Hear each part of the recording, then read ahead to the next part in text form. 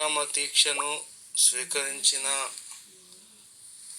మోదీ గారు 11 రోజులు కార్యనిర్వహణ దీక్ష అంటే ఉపవాసంతో శ్రీరామచంద్రుని ఆరాధించటం. ఇది ఎంతో ఉద్విగ్నమైన పరిస్థితి. 500 ఏళ్లకు పైగా పరిష్కారం కానీ ఒక పరిష్కారం దిశగా వైపు కొనసాగుతున్న ఇక్కడ 77 పోరాటాలు జరిగాయి. 5 లక్షలకు పైగా జనాలు మరణించారు.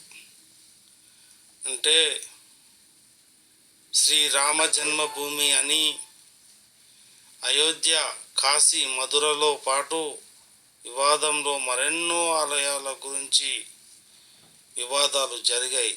అందరూ ఎంతో లక్షలాది మంది అప్పుడు బాబర్ మసీద్కు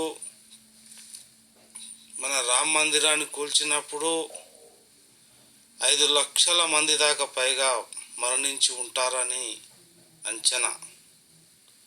ఎన్నో కోట్ల చుట్టూ తిరిగి ఉద్యమాల్లో పాల్గొని ఆ ఉద్యమకారులలో మోడీ కూడా ఒకరు కావటం విశేషం. ఎందుకంటే మన భారత ప్రధాని ఒక సాధారణ పౌరుడిగా ఈ యొక్క ప్రధాని హోదాకు వచ్చారు. ప్రధాని హోదాలో శ్రీరాముని, ఆ బాలరాముని ప్రాణ ప్రతిష్ఠ చేయటం భారతీయులందరికీ గర్వకారణం. రాముడు ఆదర్శమూర్తి. దేవుడి కన్నా ముందు ధర్మాన్ని నిలబెట్టినటువంటి, ధర్మాన్ని 4 పాదాల నడిపించిన ఒక మహానుభావుడు.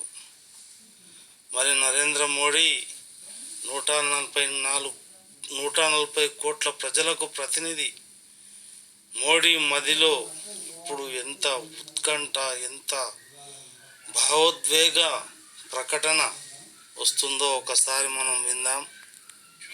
यज्ञ के लिए, आराधना के लिए स्वयं में भी दैवीय चेतना जागृत करनी होती है.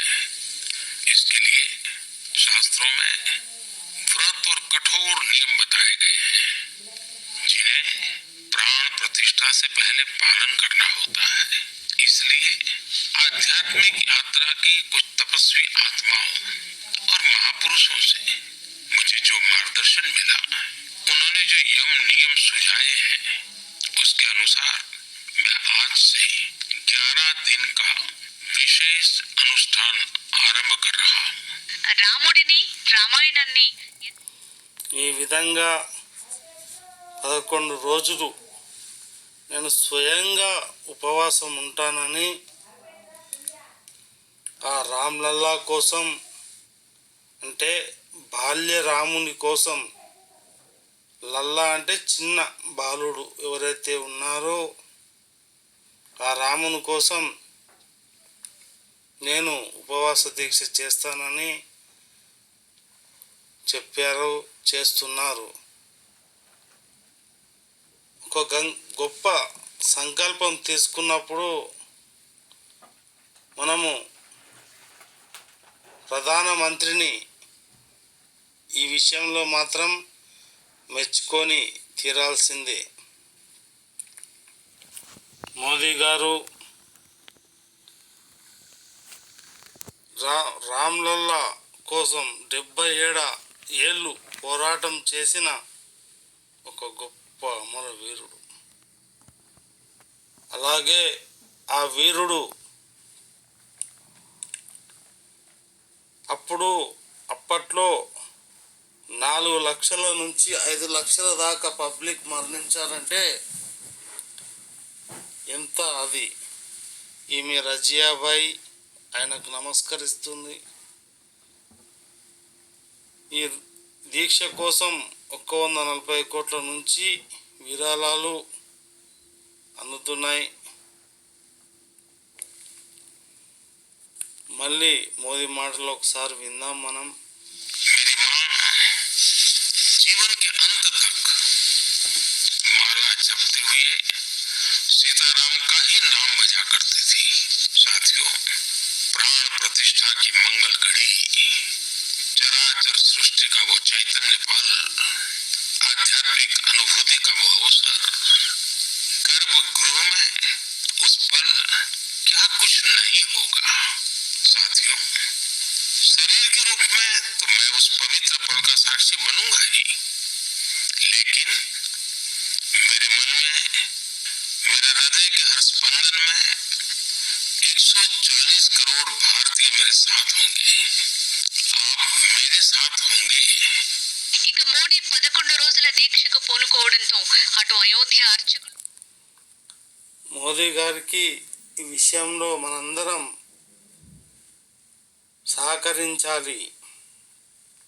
ఈ ఆలయం కోసం 1 సంవత్సరం కాదు, 1 నెల కాదు, 2 నెలలు కాదు, ఏకంగా 500 ఏళ్ళ వివాదానికి కోట్ల చుట్టూ తిరిగితే ఎన్నో యుద్ధాలు జరిగిన తర్వాత ఇప్పుడు ఆ యొక్క బాల్యరాముణ్ణి ప్రతిష్ఠించడం, నరేంద్ర మోదీ గారే 11 రోజుల ఉపవాస దీక్షను తీసుకోవడం, మరి ధర్మాన్ని, అహింసావాదాన్ని, ధర్మము అంటే ప్రతి ప్రాణిని ప్రేమగా చూడటం, మాంసాహారము అలాగే చాలా రకాలైనటువంటి మంచి ఆహారాన్ని దేశ ప్రజలు స్వీకరించాలని తాను ఫస్ట్ ఆచరించి చూపిన మహోన్నతులలో ఆయన కూడా ఒకరు. ఆయన దేశ రక్షణ బాధ్యతలలో ఆహారం నియమాలు ఎంతో గొప్పవి అని అహింసో పరమోధర్మగా శాకాహారాన్ని ఈ 11 రోజులు భుజించని ఆయన ప్రకటన చేశారు. ఆయన అసలు అన్నము తీసుకోకుండా ఉపవాస దీక్ష చేస్తున్నారు. అన్ని దేశాల వారికి శ్రీరాములౌరి హైదరాబాదులో 139 దేశాల ప్రతినిధులకు అక్షింతలు పంపారు. రంగారెడ్డి జిల్లా రామచంద్ర మిషన్లో చాలా గొప్పగా ఈ యొక్క కార్యక్రమం జరిగింది. ఈ కార్యక్రమం తెలంగాణ అయిన మా హైదరాబాద్ నగరానికి కూడా అక్షింతలు రావడం మాకు విశేషం. నేను కూడా శ్రీ రామజన్మ ఈ యొక్క కట్టడం ఏదైతుందో విరాళాలు మహారాష్ట్రం నుంచి, అక్షింతలు మా తెలంగాణ రాష్ట్రం నుంచి కూడా చేరాయి. అక్షింతలు అందుకున్న చిలుకూరు బాలాజీ ఈయన రంగరాజన్ చాలా మా తాన గొప్ప భక్తులు మహారాష్ట్రంలో కూడా ఉన్నారు. రాముడి ధర్మరాజ స్థాపన స్ఫూర్తి ప్రపంచానికి గొప్ప స్ఫూర్తి. 3 రోజుల ముందే భద్రతా కట్టుదిట్టం చేశారు. ఎంతటి వారైనా సరే ఖాళీ చేసి వెళ్ళిపోవాలి. ఎవరైనా అక్కడ ఉగ్రవాదులు ఉంటే వారు శ్రీరాముని పరిసరాల్లో కూడా కనిపించకూడదు. రాముడు నడయాడిన ప్రాంతము, ఇక ఆహ్వానాలు ఎవరికైతే పంపారో వాళ్ళే ఫస్ట్ వచ్చి ఆ యొక్క ఆలయాన్ని సందర్శించాలని,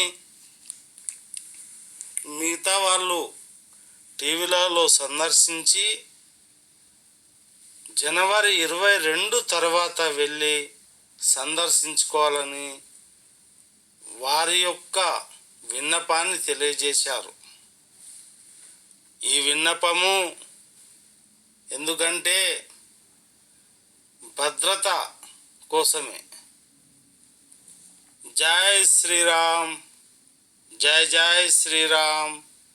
ఎవరైనా నా ఛానల్ ముందుగా చూస్తున్నట్టయితే సబ్స్క్రైబ్ చేసుకోండి, లైక్ చేయండి. 22వ తేదీ తర్వాతనే రావాలంటూ యాత్రికులను ఒక మెసేజ్ ఇచ్చిన